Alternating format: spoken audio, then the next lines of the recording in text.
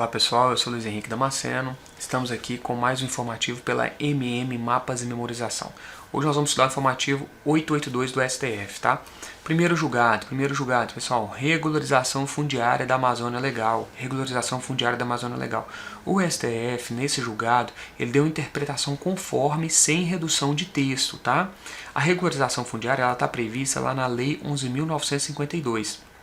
No artigo 4º, parágrafo 2º, o STF afastou qualquer interpretação que permita a regularização da propriedade a indivíduos que não pertençam aos quilombolas ou à população tradicional ali da Amazônia Legal, perfeito? Então afastou qualquer regularização de propriedade a indivíduos não pertencentes à comunidade quilombola ou à população tradicional que ocupe ali a Amazônia Legal, perfeito?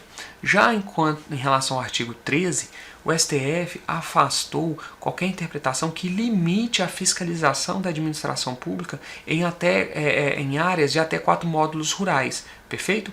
Então, em áreas de até 4 módulos, o STF disse, olha, em qualquer área, qualquer tamanho que seja, a fiscalização da administração pública na Amazônia Legal, ela tem que ser ampla, ela tem que correr por todos os meios possíveis, perfeito? Próximo julgado, pessoal, reclamação. Nós temos um instituto da reclamação previsto lá no artigo 988 do novo CPC, seja para garantir a competência, seja para garantir as decisões dos tribunais, para garantir o cumprimento de súmula vinculante, o respeito à súmula vinculante, para garantir o respeito a decisões promovidas ali em incidentes de assunção de competência ou de resolução de demandas repetitivas. Então ali você tem todo o regramento da reclamação, perfeito? Vamos lá nesse julgado que o STF mais uma vez decidiu, tá? O poder público que alega violação a constitucionalidade do artigo 71, parágrafo 1º da Lei 8666, por meio de uma reclamação, tá? Olha só, ele tem que promover o esgotamento das instâncias ordinárias. Antes de ir para o STF. Ele não pode impetrar reclamação sobre a questão da constitucionalidade do artigo 71, parágrafo 1º da Lei 8666, ele não pode ir direto para o STF. Tem que esgotar todas as instâncias, tá? Por quê? Foi um tema decidido em sede de repercussão geral. Tá? Se foi decidido em sede de repercussão geral, você antes de ir para o STF, você tem que esgotar as instâncias. Tá? Isso você analisa, é a interpretação que se dá do artigo 988, parágrafo 5º, inciso 2 do Código de Processo Civil, do novo Código de Processo Civil. Houve uma nova decisão sobre a questão da constitucionalidade do artigo 71, parágrafo 1º da Lei 8666. Perfeito, pessoal? Em substituição à ação declaratória de constitucionalidade número 16. Pessoal, vou deixar mais claro para vocês isso daqui. Tá? Quem acompanhou outras aulas nossas já teve esse tema ministrado por mim aqui. Olha só, o STF ele substituiu a decisão que ele tinha dado na ação declaratória de constitucionalidade do 16, número 16. O que essa ação declaratória de constitucionalidade havia decidido basicamente? O STF veio e falou, olha, o artigo 71, parágrafo 1º da Lei 8666, o que ele diz? Ele diz que as responsabilidades trabalhistas e fiscais do contratado em uma licitação, ela não transfere para a administração pública. A administração pública não é solidariamente responsável. Tá? Então ela falou que esse artigo ele é constitucional.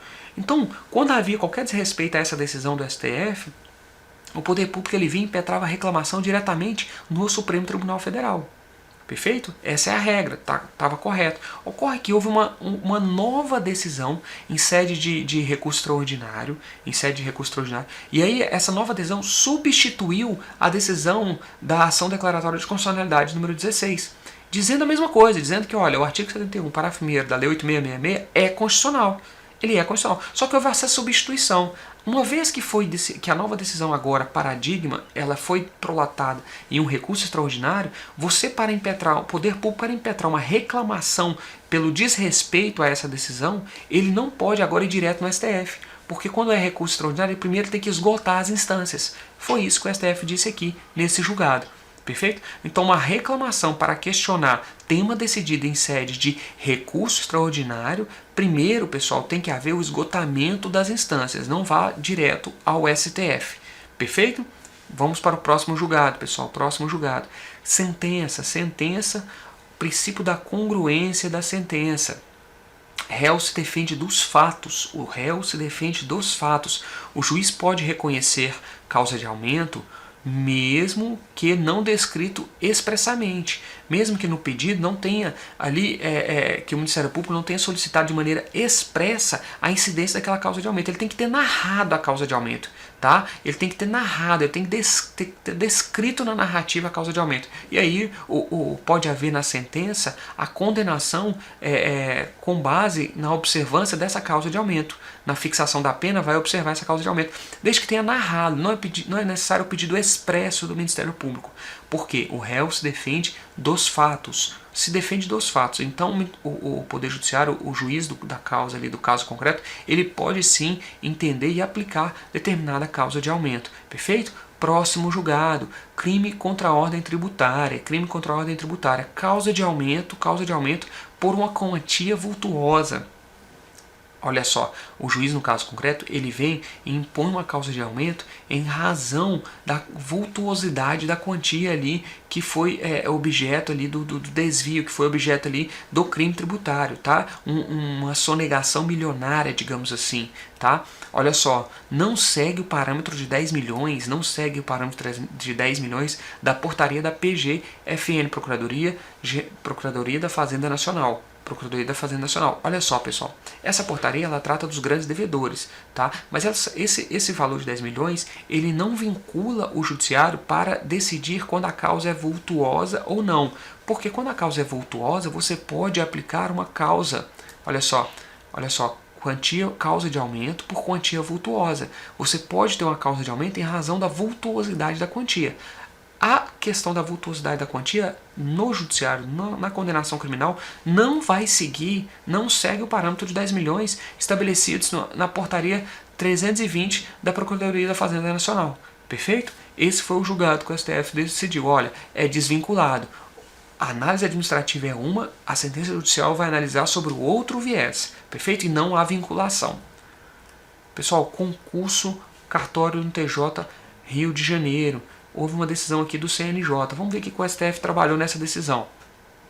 Primeiramente, o STF disse, olha, o STF cassou a decisão do CNJ e ele disse, o CNJ não pode substituir a banca nas correções, tá? No caso concreto, houve o desrespeito ao devido processo legal e não houve provas. O STF falou que no caso concreto houve ausência de provas, tá? Então o STF veio e cassou a decisão do CNJ ali que tratava desse concurso público, tá? Olha só, o CNJ não pode substituir a banca nas correções, tá?